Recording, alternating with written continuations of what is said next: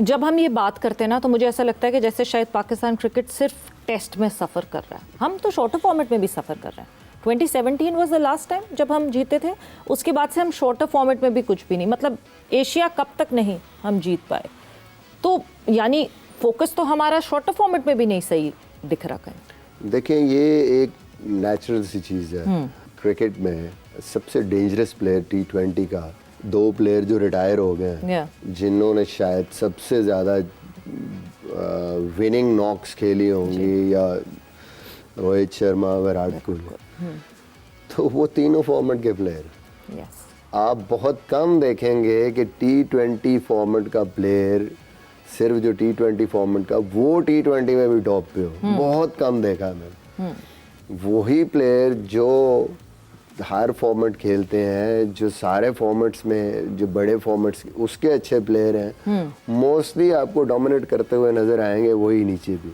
बिल्कुल। बॉलिंग में ठीक है, शायद कोई ऐसा मिस्ट्री स्पिनर ये वो आ जाए, वो करते हो, बट फिर भी जो टॉप के बॉलर्स हैं वो अगर इस फॉर्मेट में भी आते हैं तो वो वहाँ पे भी उसी तरह परफॉर्म। बुमराह की एग्जांपल सबके सामने है, तीनों फॉर्मेट्स में है। मिचेल स्टार्क की एग्जांपल आपके सामने है, हेजलवुड की एग्जांपल आपके सामने है, और टेस्ट में भी उसी तरह। हाँ, कोई एक्सेप्शन पैट कमिंस उस तरीके से शायद T20 में नहीं कर पा रहे, बट बाकी 2 फॉर्मेट में देखें उनकी परफॉर्मेंस। तो ये बड़ा ज़रूरी है for development of any player के। यार सिर्फ T20 की बेस पे ये कोई नहीं है, वरना वेस्ट इंडीज़ जितने destructive West Indian T20 players हैं, तो उनकी अगर आप परफॉर्मेंसेस T20 की देख लें, लेकिन टेस्ट और वनडे की टीम उनकी कहीं नहीं है, तो वो वहाँ पे भी स्ट्रगल करना है। बिल्कुल। तो ये हमें समझने की ज़रूरत है, हमारे जो प्लेयर हैं उनको भी समझने की ज़रूरत है कि भाई ओवरऑल अगर आपकी टीम, आपके प्लेयर अच्छे होंगे, उनका स्किल लेवल अच्छा होगा, उनकी फिटनेस लेवल अच्छे होंगे,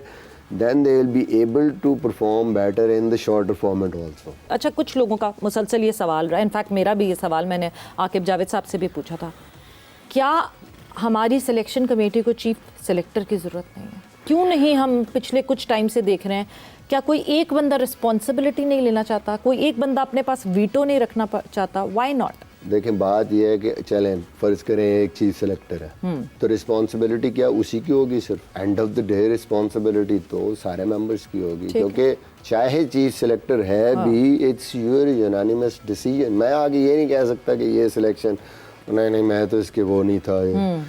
जब वो डिसीजन आता है तो वो कलेक्टिव डिसीजन होता है, या आप कन्विंस होते हैं या आप कन्विंस करते हैं जी। बाहर जाके ये तो बच्चों वाली बात है कि शोर मचा दें, नहीं मैं तो ऐसे नहीं कह रहा था। Then you have to, everybody has to take the responsibility. मैं नहीं डाल सकता कि ये आकिब जावेद है या यासिर शफीक है, सरफराज अहमद है।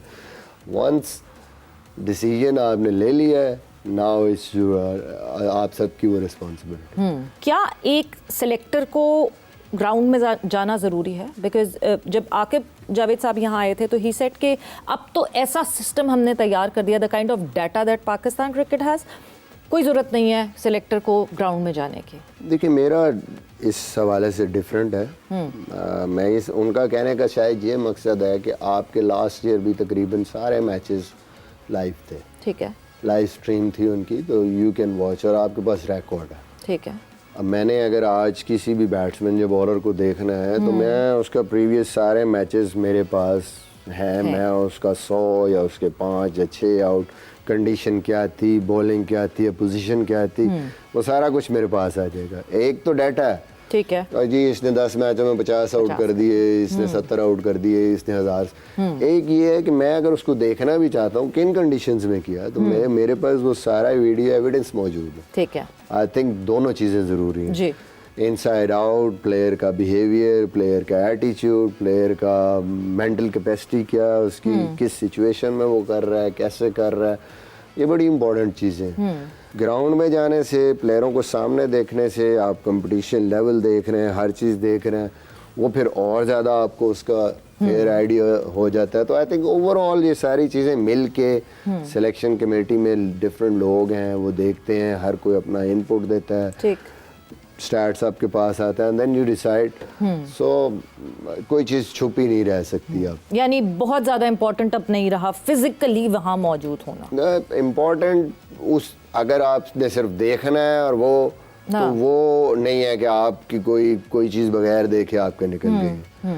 हाँ, हम वो जब होता था उस टाइम पे ये ज़रूर होता था कि सिलेक्टर्स जब आते हैं तो थोड़ा सा वो जो मैच हो रहा होता है उसकी इंटेंसिटी प्लेस की जो थोड़ा सा लेवल ऑफ प्रेशर भी चेंज हो जाता है, वो चीज़ें।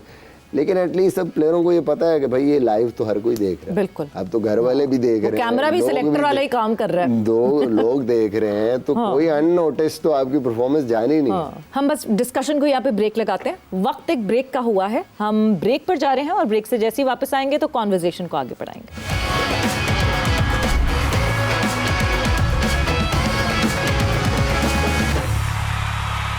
And welcome back to जोर का जोड़ in conversation with मिसबाह-उल हक। अच्छा Misbah, in the recent times ऐसा एक प्लेयर जिससे आपको लगा हो, आपको बहुत उम्मीद हो, उसको चांसेस भी उतने मिले हो, बट आपको लगता है कि उसने अपनी वो पार्ट टच नहीं की जो आप चाहते थे कि ये प्लेयर भाई इसमें बहुत पोटेंशियल था और वो आया भी टीम में, उसको चांसेस भी मिले, बट वो उस तरह परफॉर्म नहीं कर पाया। Any player that you think, ऐसा कोई प्लेयर जिसको हमने भरपूर चांस दिया हो? ये बड़ा अचानक सवाल है। थोड़ा अर्सा पहले तक तो मुझे अब्दुल्ला पे तो बहुत था ये, और मैंने जब वो आया भी था तो उस वक्त भी मेरा था कि ये ऐसा प्लेयर है कि ये अगर पाकिस्तान के लिए नहीं करेगा तो मुझे बड़ा टॉप लेवल पे जिस तरह वो खेलता है, बड़ा मैं सरप्राइज हुआ इसके लिए कि आया या परफॉर्म नहीं कर सका। वाइट बॉल क्रिकेट में मुझे बड़ी उम्मीद है समझ से। I think he is the one जो कि कर सकता है, जो ऐसी परफॉर्मेंसेस कर सकता है। बहुत ज़्यादा क्रिटिसिज्म हुआ शामिल पे, हालांकि उसने बहुत ही आउटस्टैंडिंग किस्म की क्रिकेट खेली है पीछे, जो भी उसकी परफॉर्मेंसेस थी वाइट बॉल में या रेड बॉल क्रिकेट में। आई थिंक ये माँ सदाकत है the way he is batting. Youngsters हैं, इनको अभी आगे उतने चांसेस नहीं है, बट हाँ एक प्लेयर और है जो पाकिस्तान टीम के लिए जो हम सब समझते हैं कि वो पोटेंशियली वो उसने राइज होना चाहिए उसको, और मैं समझता हूँ वो होगा, वो सैम अयूब है।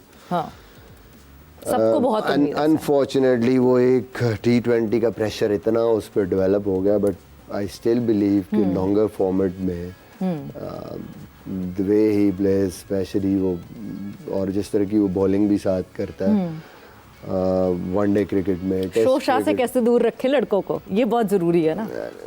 मेरे ख्याल में विद टाइम आप कुछ चीज़ें देखते हैं, बट उसमें वो एबिलिटी है। ठीक है, थोड़ी बहुत टेक्निकली चीज़ें होती हैं, टैक्टिकली मेंटली आपकी चीज़ें, आप मैच्योर होते हैं टाइम के साथ, बट आई थिंक उसने शो किया है। आप ऑस्ट्रेलिया में जाके जैसे वो खेला है, जैसे बाहर जाके उसने टेक ऑन किया उन बॉलिंगों को, और अच्छी खासी परफॉर्मेंस 46 की एवरेज है वाइट बॉल की, इवन वनडे क्रिकेट में उसकी, और बड़े थोड़े से मैचों में उसके जो परफॉर्मेंसेस हैं। आई थिंक वो एक प्लेयर है जो मुझे लगता है कि उसको चांसेस मिले हैं, बट उस तरीके से उसने परफॉर्म नहीं किया, बट ड्यू है उस पर। जितना क्रिटिसिज्म मिसबाह-उल हक पे हुआ while playing, while being the captain of the team, while leading the team, एक इतने मुश्किल वक्त से टीम को घसीट के निकालने वाला मिसबाह-उल हक, उस पर जितना क्रिटिसिज्म हुआ, आपने जिस तरह उसको हैंडल किया, मुझे नहीं याद कि आप किसी को इधर जवाब देते रहे, उधर जवाब देते रहे लोगों को। उस वक्त सोशल मीडिया इतना तेज़ भी नहीं था कि जी ट्वीट करके जवाब दे दिया। कैसे सिखाएंगे ये आज के लड़कों को कि इस प्रेशर को कैसे हैंडल करना है? बिकॉज सब कहते हैं नहीं जी इतना क्रिटिसिज्म होता है, लड़के इसलिए क्रम्बल हो जाते हैं। आप तो क्रम्बल नहीं हो। नहीं होता है, आप पे प्रेशर आता है, लेकिन मेरे ख्याल में ये अल्लाह की तरफ से है, और ये सारा प्रोसेस है, it's part of the process. जितनी आप पे मुश्किलें आएंगी, जितना क्रिटिसिज्म आएगा, और आप उसमें से निकलेंगे, हैंडल, ये आपको आगे बिगेस्ट स्टेज के लिए अल्लाह तैयार कर रहा है। तो आपने उस मुश्किल को हंस के, ये यूनुस खान से सीखा हमने भी, वो हंस के जितनी बड़ी मुश्किल आ गई है, जितनी बड़ी बला आ गई, वो कहते थे इसको गले लगा लो बस, ठीक है। चेंज क्या है? Control the controllables, leave the uncontrollables. Controllable is your effort, yourself. भाई सही क्रिटिसिज्म अगर हो रहा है तो उससे आपने सीखना भी, हाँ ये सही कह रहे हैं, मुझे में ये कमी है, मैंने इसको ठीक करना जी। और जो गलत है उसको भी असेस करें, और उसको कहें कोई मसला नहीं है, ये अगर कोई कर रहा है तो इट डजंट मैटर। जो पब्लिक ओपिनियन है वो आज बहुत बुरी होगी, अगले दिन आप परफॉर्म करेंगे, वही आपके हक में होगी। मिसबाह उल हक सबसे ज़्यादा प्रेशराइज कब होते हैं? As a selector, as a coach, या फिर now as a father of a cricketer जो कि अब सिस्टम का हिस्सा बन गया? मेरे ख्याल में एज ए फादर बाकी ज़्यादा मुश्किल है कि ये ऐसी पोजीशन है कि सम टाइम यू नो कि मैरिट पे भी जी बेटा है यहाँ पे आता है, उसकी परफॉर्मेंस शायद बेहतर है दूसरों से, लेकिन जब एथिकली वो आता है तो आप कहते हैं कि no, it's basically the conflict of interest, so मैं उस पर भी अपनी राय नहीं दे सकता। It's very difficult. वो कोई और हो तो मेरे लिए कोई मसला नहीं है, मैं हो सकता है किसी हद तक भी उसके लिए खड़ा हो जाऊँ कि नहीं ऐसे नहीं होगा ऑल आउट, बट ये जो स्पेशली हमारा कल्चर भी कहीं पे भी हो तो हम उसके लिए जो राइट थिंग है उसके लिए भी कई दफ़ा हमारे लिए कई दफ़ा क्या मतलब आप कर ही नहीं सकते ना, उसके लिए आप किसी को कह नहीं सकते स्ट्रेट अवे हर किसी के जहन में ये आना है कि अच्छा ये तो ये इस वजह से। बाकी as a selector, yes, selection is not easy, selection is thankless. Being a coach, I think I enjoy that.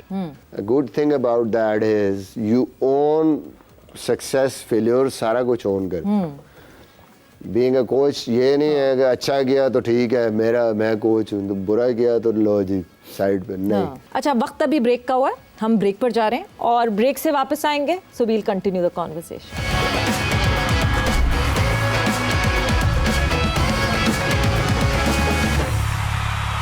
And welcome back to Zor Ka जोड़। मज़ेदार बातें हो रही हैं इस वक्त मिसबाह उल हक से, एंड पाकिस्तान टीम क्या क्या करने वाली है, we are discussing it all. As a successful test captain Babar को क्या मैसेज देंगे for this time when he has come back? छोटे छोटे स्टेप्स हैं, one by one.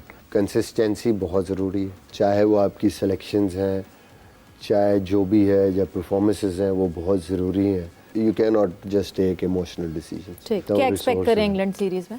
It's tough series. It's a tougher challenge.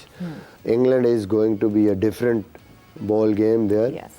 But still I believe कि हमारी जो seam bowling है, ड्यूक का बॉल है, वहाँ की कंडीशंस, तो हमारी बैटिंग को स्टेप अप करना पड़ेगा। 2027 world cup, what to expect there? Because world cups तो बहुत बुरे गुजरे हैं हमारे, ऐसे ऐसे वर्ल्ड कप के अभी तो शुरू हुआ था सफ़र के ख़त्म हो गया। जो सबसे बड़ी पाकिस्तान टीम का प्लस है ना, और सबसे बड़ा जो ख़तरा है पाकिस्तान टीम का, वो हमें ख़ुद को तो होता ही है, लेकिन दूसरी टीमों को भी होता है, वो अनप्रेडिक्टेबल होने की वजह से।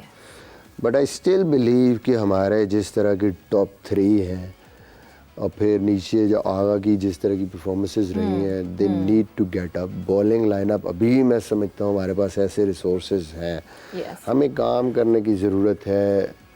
फिनिशर्स, लोअर मिडल ऑर्डर और थोड़ी फास्ट बॉलिंग हमने जो अब कैसे शेप अप करेगी उस टाइम तक, इस पे हमारे पास ये जो टाइम है। I still believe Fakhar fit रहे, जिस तरह की उसकी परफॉर्मेंसेस रही हैं उन कंडीशंस में, बाबर ओवर 50 की एवरेज है, उसके बाद हमारे पास सैम है, हमारे पास रिसेंटली जो भी प्लेयर खेल रहे हैं वो है। I think we have resource, but it will definitely depend on कि हम प्रिपरेशन कैसे करके जाते हैं, और फाइनल जो हमारा जो कम्बिनेशन बनता है उस टाइम पे, वो हमारा कैसे शेप अप होता है और वहाँ जाके हम कैसे परफॉर्म करते हैं। ये नहीं हम कह सकते कि राइट ऑफ कर दो, हमारे पास कुछ है नहीं, हमारा कोई चांस नहीं। उस टाइम पे हम किस तरीके से उस टूर्नामेंट में जाते हैं और वहाँ कैसे परफॉर्म करते हैं, ये बड़ा इंपॉर्टेंट है। आखिर में जाते जाते मिसबाह, क्योंकि फैंस ऑब्वियसली बहुत डिसअपॉइंटेड हैं, बहुत सारे लोगों ने पाकिस्तान क्रिकेट को फॉलो करना बंद कर दिया क्योंकि वो बहुत डिसअपॉइंटेड हो गए हैं। क्या कहना चाहेंगे, क्या पैगाम देना चाहेंगे फैंस? देखिए, उम्मीद रखें, लेकिन फिर मैं कहूँगा कि ज़्यादा रिस्पॉन्सिबिलिटी हमारी है, ज़्यादा रिस्पॉन्सिबिलिटी प्लेयर्स की है। हम कैसे इसको लेके चलते हैं, ये एक नेचुरल सी चीज़ है। अगर हम डिलीवर नहीं करेंगे, टीम डिलीवर नहीं करेगी और आप कहें जी बैक करते रहो, तो ऐसे नहीं होता। जो भी फैंस हैं वो उनकी सपोर्ट हमेशा चाहिए होती है, बट आई थिंक उम्मीद है इंशाल्लाह कि ये टीम बेहतर कर सकती है। हमारे जो यंगस्टर्स भी आगे आ रहे हैं वो बेहतर परफॉर्मेंसेस कर सकते हैं। They need to step up.